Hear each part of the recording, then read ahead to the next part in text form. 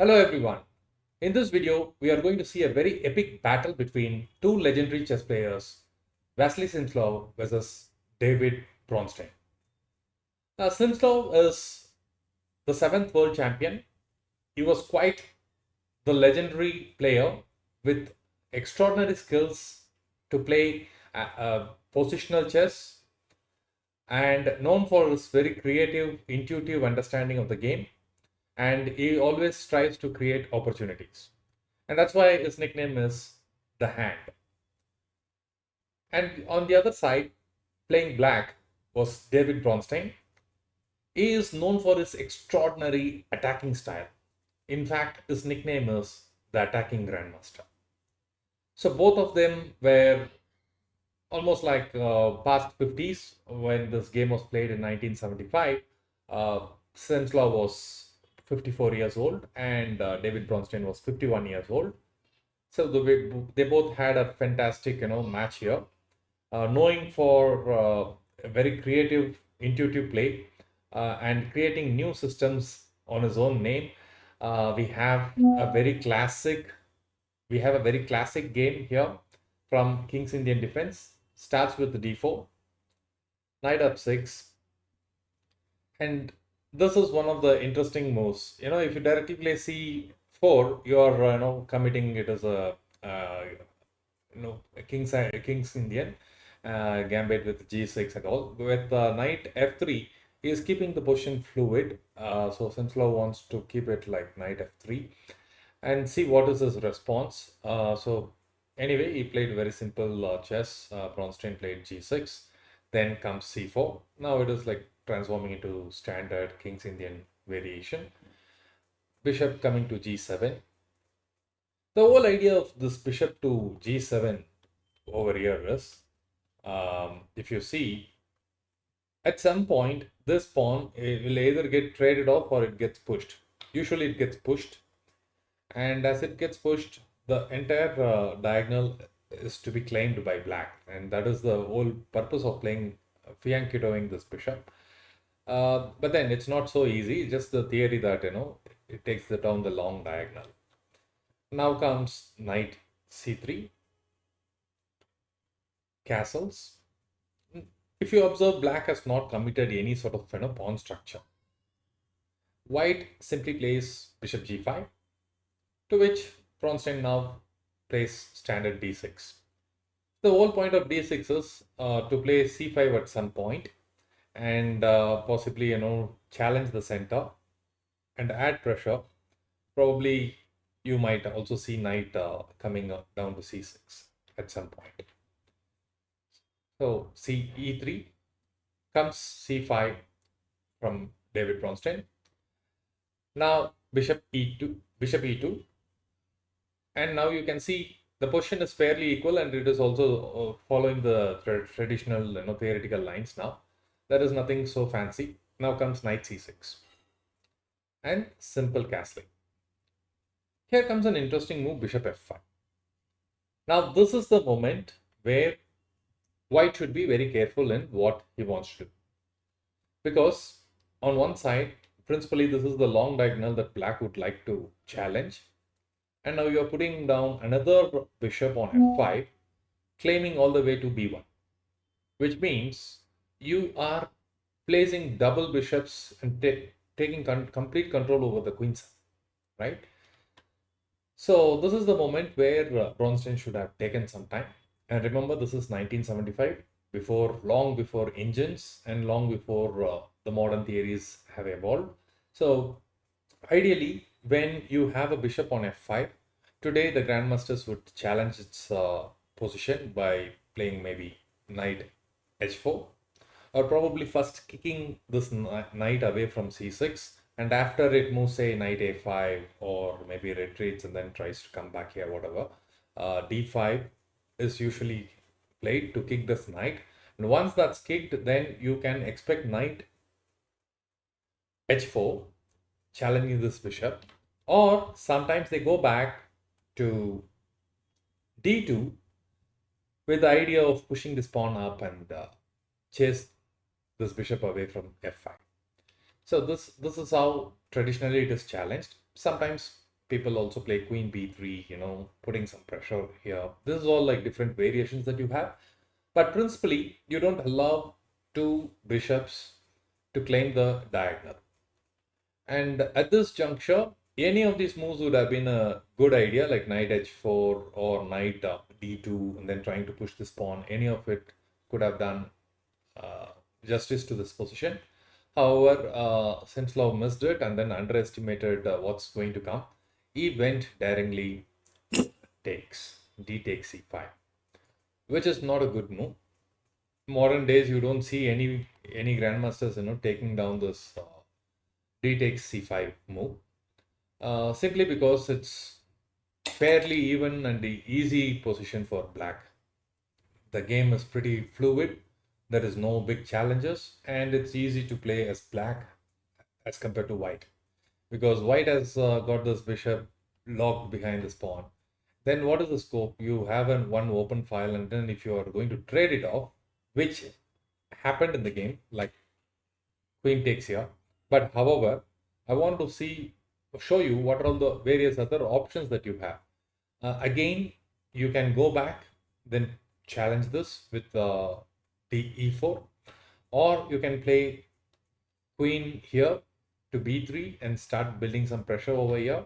Rook c1 is also one of the solid ideas, and knight h4. These are the pretty standard ideas for white in this position. However, here white commits another positional inaccuracy, which is queen trade. As simple as that, it is getting captured and then you are claiming the control. What Smyslov underestimated here with this position is, okay, once the rook comes and the challenges, then series of exchanges happen and then it should be fine, minor pieces, and then the pawn structure is all like intact.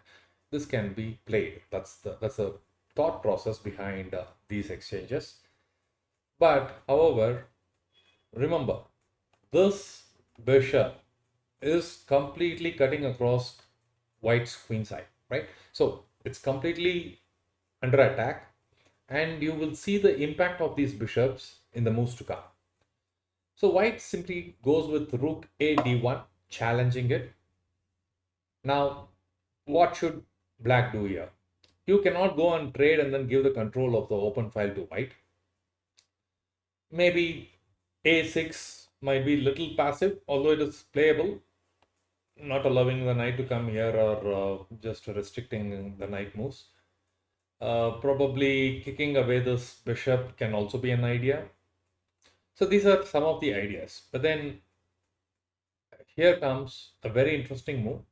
I want you to pause for a moment and see if you're able to find David Bronstein's best move here, which is also the engine's top move. Can you find how can black take advantage of this double bishops? And the open file is also, in control of black.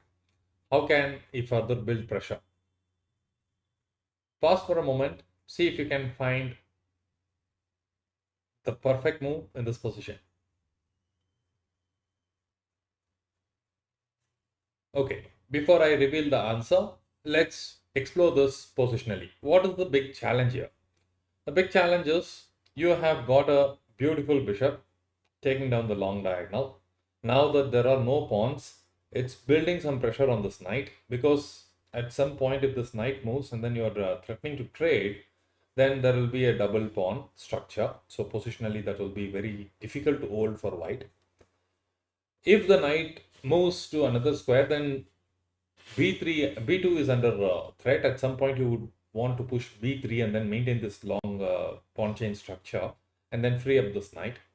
But however, you are under pressure to do all of it in no time. And how can black take advantage of it?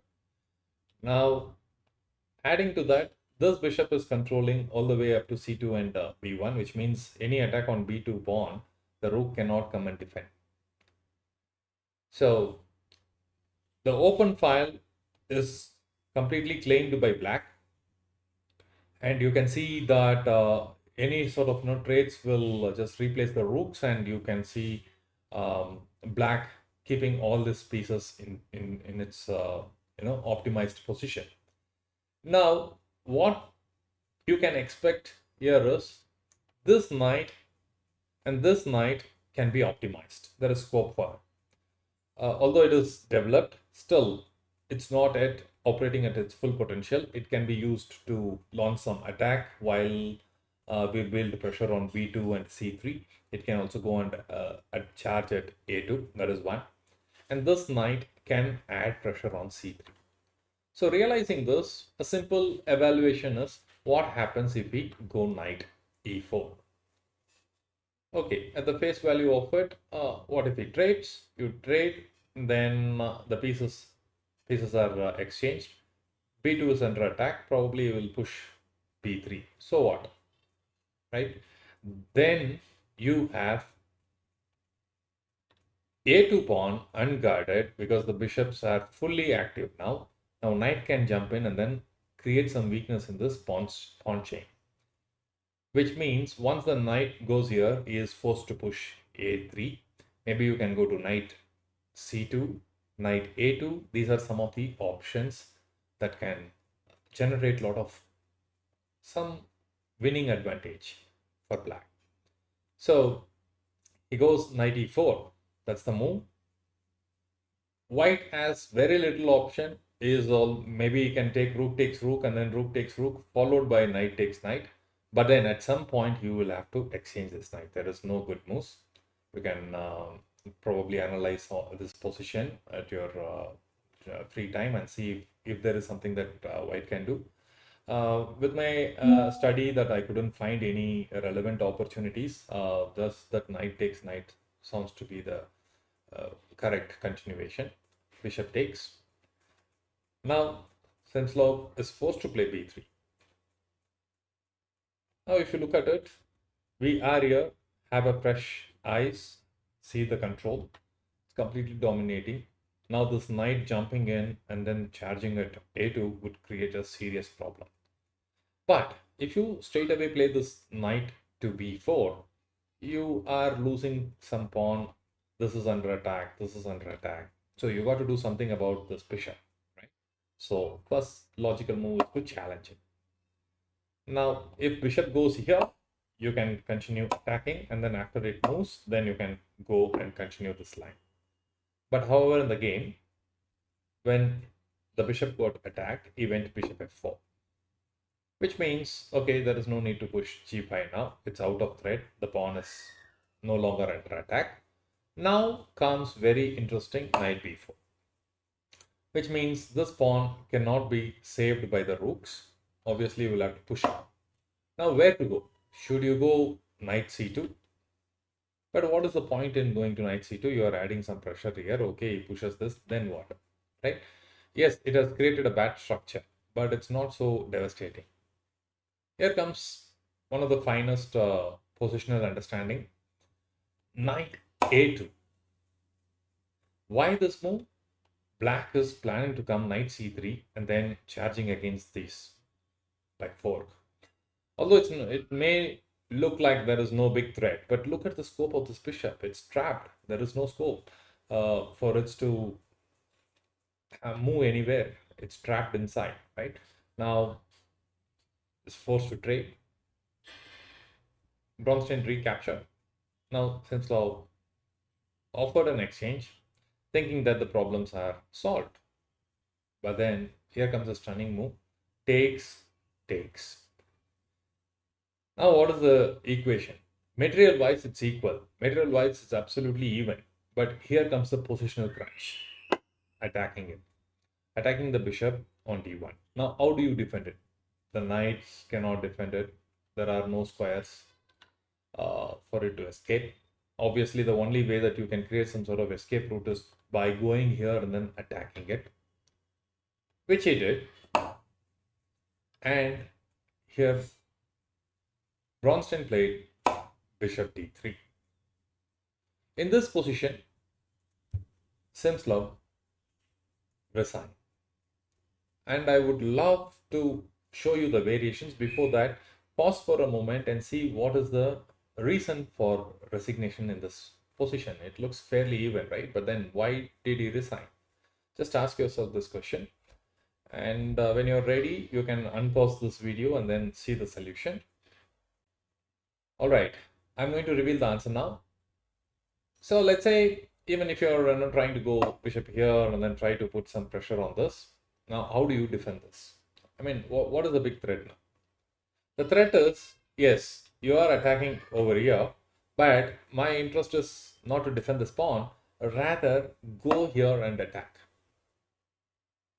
So once this bishop is under attack, maybe you want to pull it back. Now comes e4. Now, how do you defend this? Maybe you want to go here. Then comes f5. You still want to defend it by going here? Fine, you can do that. But look at this position. It's completely cramped and it's gone. There is no way that you can defend it. A simple way to continue this would be to knight going here. Maybe if you want to come here, you can come, but then it's getting into the line of the bishop. But if you wanted to play something like this, then you can do that, where knight takes knight and then whatever, if you capture with this pawn. Now the big problem is bishop comes to c3. Now where will this knight go? Knight is trapped. So this is the positional brilliance. How you can, a simple concept like controlling the open file, taking down the diagonals, and then cramping and then maintaining the pawn chain and slowly building your advantages can lead to a serious win. So the game was over in just under 20 moves, and you can see two strong grandmasters. I mean, one is a world champion and the other one is almost a world champion. I say almost a world champion because David Bronstein uh, was playing against Botvinnik in the World Championship match, and out of 24 games, both the score was 12 and 12. It was even. As a challenger, he should score zero point 0.5 extra at least in order to claim the title. That was the rule at the time, and since the score was a tie, Botvinnik retained his title. So you can call Bronstein was almost a uh, world champion. So this is one of the insightful games that you will find on how a simple control over the open file and diagonals can lead to a serious advantage, and marginally increasing your advantage and chances, finding some sort of tactical ideas, positional exploitation. These are all some of the fundamental things that you can take from this game. I hope you enjoyed this game. Please do subscribe and follow for more interesting games. Thanks a lot.